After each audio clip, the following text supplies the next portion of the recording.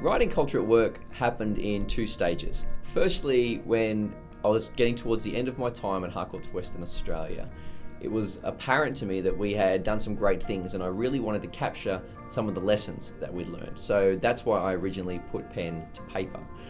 Track forward 12 months, we had a manuscript and I had an opportunity to have Patrick Lencioni read it. Patrick's written a lot of books and he gave me some great feedback around how to make that book actionable. He said, I've got some great experiences in here, but we need to turn it into something that others can use in their own organisation. So we went back to the drawing board. We spent another 12 months and working with clients, consultants in here. I think we now have something that people could use in their own business or their own organisation that would actually be useful to them.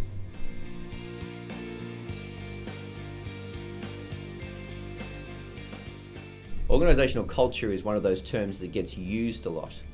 Put simply, it's the norms of what is normal behaviour, what's normal for decision making and normal perspective within a group or within an organisation. Edgar Schein puts it really well. He says that you don't know that you know the culture of your organisation until you have to teach it to new people. And it's just the way that we do it around here. The important thing to remember with culture is it does have a serious impact on the way that we behave at work for all of us.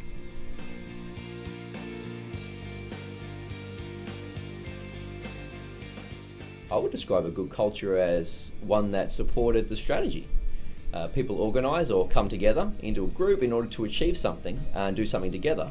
So as far as the culture or the behaviours in that group support whatever it is that they're trying to do together or the outcome that they're trying to achieve, that's the culture that is appropriate or right for that organisation. So I would say a good culture is one that supports the strategy.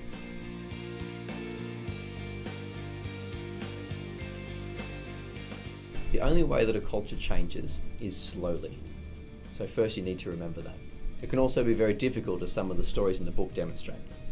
There are a few key things you can do. Firstly, you've got to act the way that you want your people to act. And as soon as you notify them that this is how you want to act, you've got to make sure that you're acting that way every time they look at you.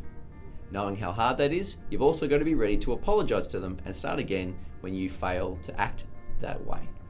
Secondly, you would need to make sure that you're playing a long-term game with your strategy and culture alignment. You don't change your culture to align with a tactic or a movement in the short term. It's certainly got to be done over the long term if you want it to be effective. So long term would be second. And the third thing is you need to operationalise the change, which means that whatever people are paid for and remunerated for, that's largely what they're going to do. And remuneration could be an award or any other form of incentive. But you can't reward somebody for behaving a certain way and ask them to behave a different way.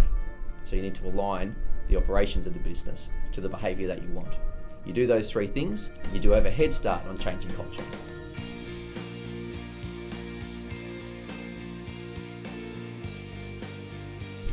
Success from here for us would be to have people use the ideas in the book and the lessons that we learned in their own organisations, hopefully to be able to influence their own cultures so that their organisations can be more successful.